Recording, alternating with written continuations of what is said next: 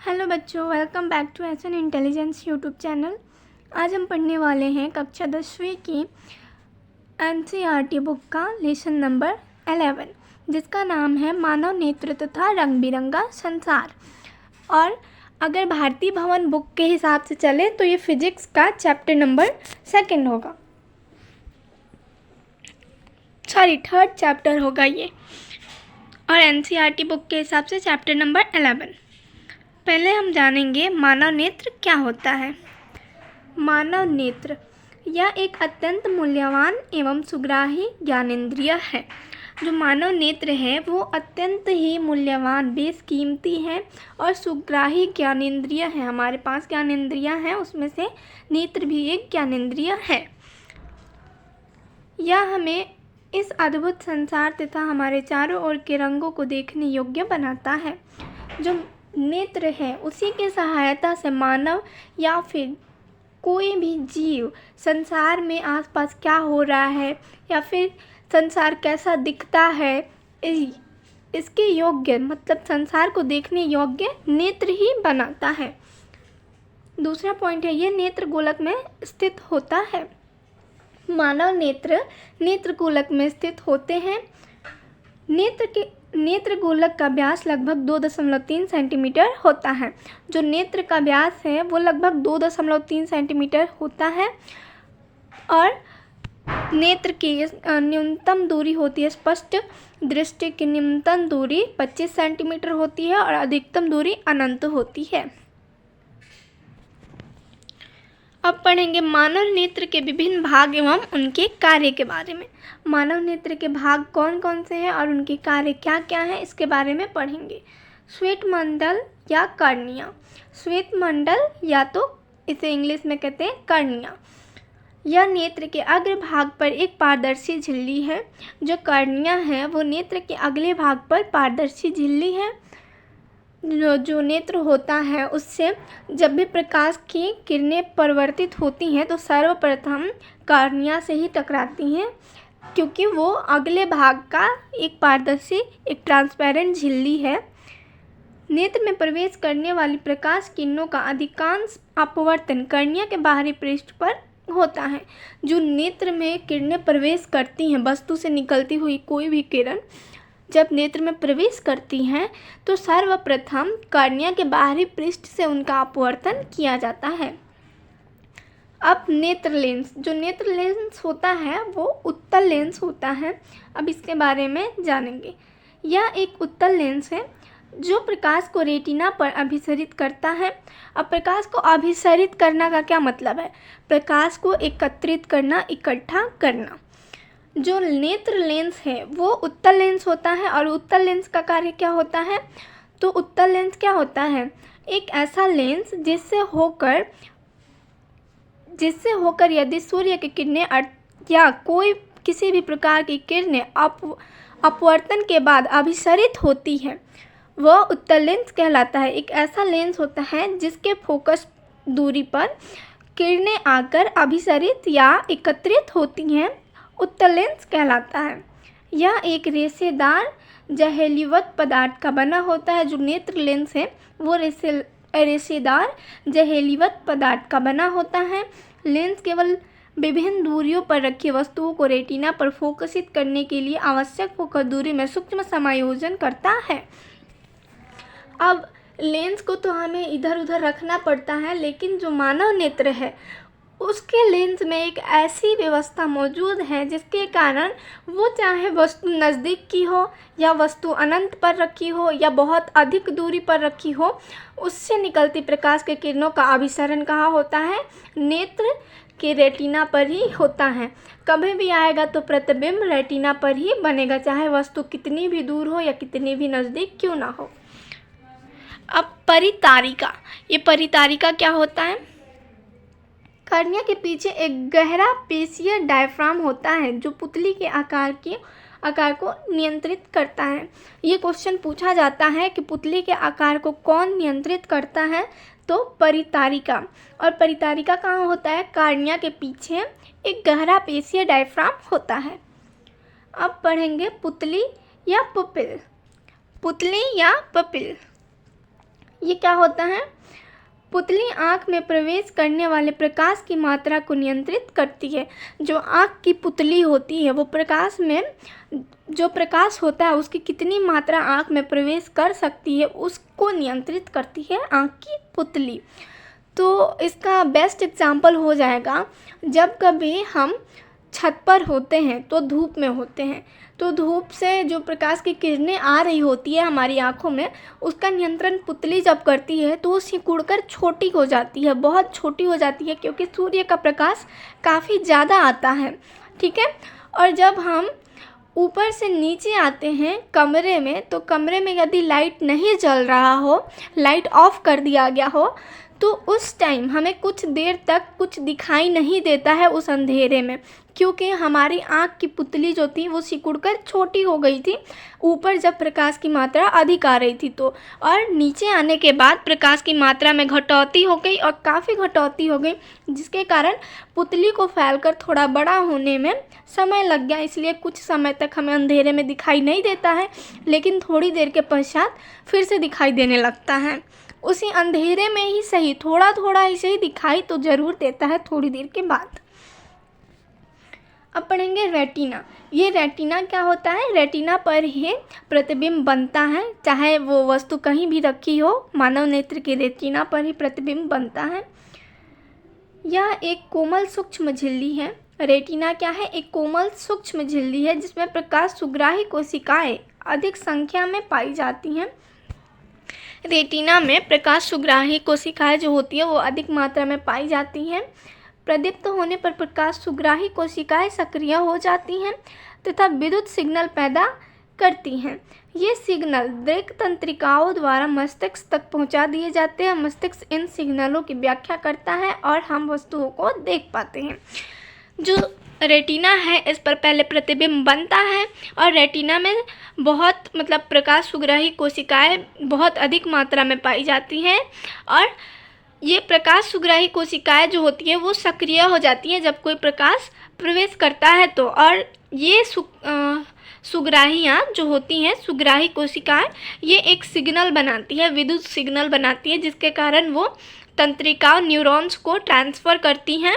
दृक कौन सी तंत्रिकाओं को? तो दृक तंत्रिकाओं को ट्रांसफ़र करती है, जो कि ये जो न्यूरॉन्स होते हैं वो मस्तिष्क को सूचना देते हैं। फिर मस्तिष्क इन पर स्टडी करता है, इनको देखता है, समझता है, तब हमें एक वस्तु का चित्र दिखाई देता है कि जो ये वस्तु है ये किस प्रकार की आखिर दिखती कैसी है।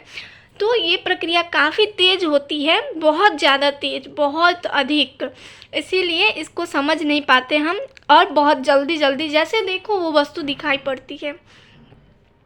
ये नेत्र का एक नामांकित चित्र है जिसमें दर्शाया गया है कौन सा कहाँ होता है। अब दूर बिंदु और निकट बिंदु क्या होता है इसके बारे में देख लें।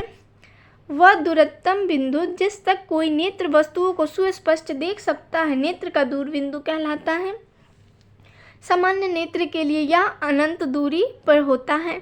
जो दूर बिंदु होता है वो एक सामान्य नेत्र के लिए अनंत तक का होता है। और इसे परिभाषित कैसे करते हैं? वह दूरतम बिंदु जिस तक कोई नेत्र वस्तुओं को सुस्पष्ट अर्थात स्पष्ट रूप से देख सकता है नेत्र का दूर बिंदु कहलाता है।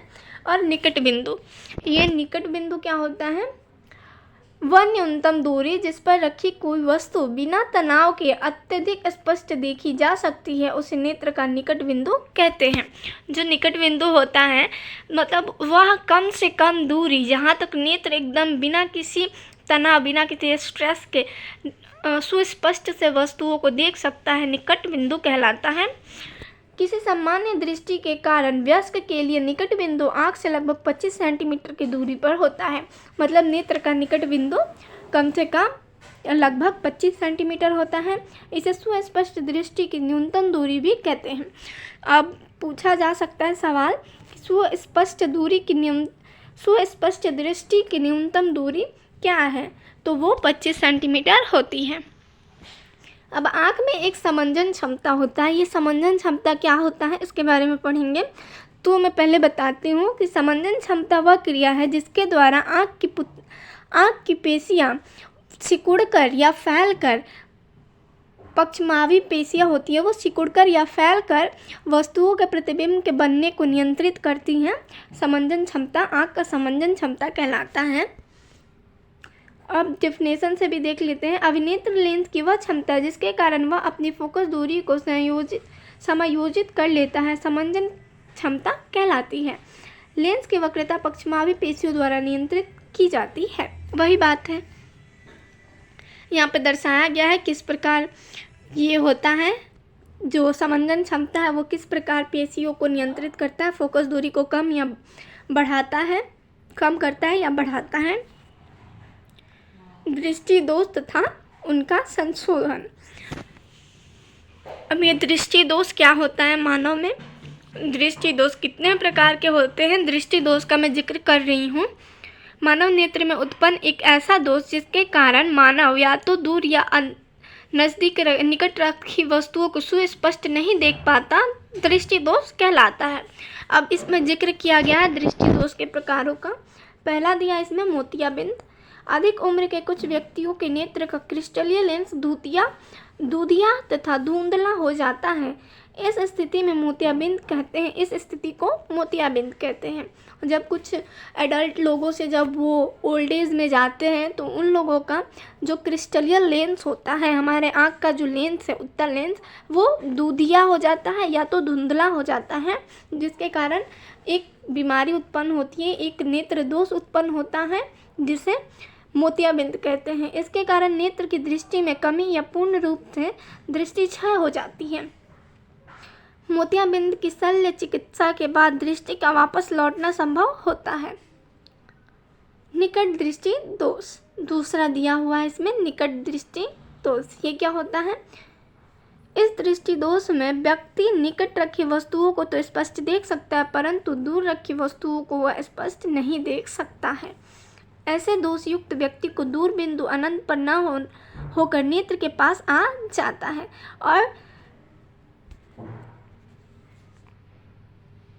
फिर अब दिया है दोष उत्पन्न होने के कारण। ये निकट दृष्टि दोष उत्पन्न होने के कारण पहला है अभिनेत्र लेंस की वक्रता का अत्यधिक हो जाना या फिर नेत्र गोलक का लंबा हो जाना। अब पढ़ेंगे इसका निवारण। निकट दृष्टि दोष का निवारण कैसे होता है? इस दोष को किसी उपयुक्त क्षमता के अवतल लेंस के उपयोग द्वारा संशोधित किया जा सकता है। निकट दृष्टि दोष को सही करने के लिए, इसका उपचार करने के लिए अवतल लेंस का प्रयोग किया जाता है, जिसके कारण दूर से आती प्रकाश की किरणें जो हमारे रेटिना पर, जो वस्तु का प्रतिबिंब रेटिना पर बढ़ना था वो रेटिना से पहले ही बन जा रहा था, तो इसमें अवतल लेंस का प्रयोग करेंगे, जिसके कारण दूर से आती हुई किरणें फैलकर, अवतल लेंस क्या करता है? किरणों को फैलाता है। वो किरणों को फैलाकर नेत्र के, जो नेत्र का रेटिना है उस पर उसका प्रतिबिंब बनाएगा। ये लेंस का चित्र दिया गया, किस प्रकार निवारण किया जाता है। अब दीर्घ दृष्टि दोष या दूर दृष्टि दोष। दीर्घ दृष्टि दोष युक्त कोई व्यक्ति दूर की वस्तुओं को तो स्पष्ट देख सकता है परंतु निकट रखी वस्तुओं को सुस्पष्ट नहीं देख पाता। ऐसे दोष युक्त व्यक्ति को निकट बिंदु, समान निकट बिंदु 25 सेंटीमीटर से दूर हट जाता है। जो दूर दृष्टि दोष वाले व्यक्ति होते हैं उनको दूर की वस्तुएं सुस्पष्ट दिखाई देती हैं, किंतु जो नज़दीक रखी वस्तुएं होती हैं वो उन्हें दिखाई नहीं दे पाती है, स्पष्ट रूप से दिखाई नहीं देती है, धुंधलापन आने लगता है। दोष उत्पन्न होने के कारण, अब ये जो दीर्घ दृष्टि दोष या दूर दृष्टि दोष हैं उसके उत्पन्न होने के कारण क्या हो सकते हैं? पहला है अभिनेत्र लेंस की फोकस दूरी का अत्यधिक हो जाना और दूसरा है नेत्र गोलक का छोटा हो जाना। इसका निवारण है, इस दोष को उपयुक्त क्षमता के उत्तल लेंस का उपयोग करके संशोधित किया जा सकता है। जो दूर दृष्टि दोष होता है तो इसमें निकट की वस्तुएं स्पष्ट नहीं दिखाई देती हैं, जिसका कारण है कि नेत्र लेंस में जब किरणें प्रवेश करती हैं तो उसका प्रतिबिंब रेटिना के पीछे बनता है, जिसके कारण हम जो मानव नेत्र है जो कि दूर दृष्टि दोष से ग्रसित है वो नज़दीक की वस्तुओं को नहीं देख पाता है। इसीलिए अवतल लेंस का उपयोग किया जाता है, जो कि किरणों को अभिसरित या एकत्रित करने का कार्य करता है, जो किरणों को फैलने से रोककर नेत्र की रेटिना पर ही उसका प्रतिबिंब बनवाता है। इसीलिए दूरदृष्टि दोष में उत्तल लेंस का प्रयोग किया जाता है। और दूरदृष्टि दोष वाले व्यक्ति को दूर की वस्तुएं स्पष्ट दिखाई देती हैं और नज़दीक की नहीं दिखाई देती हैं।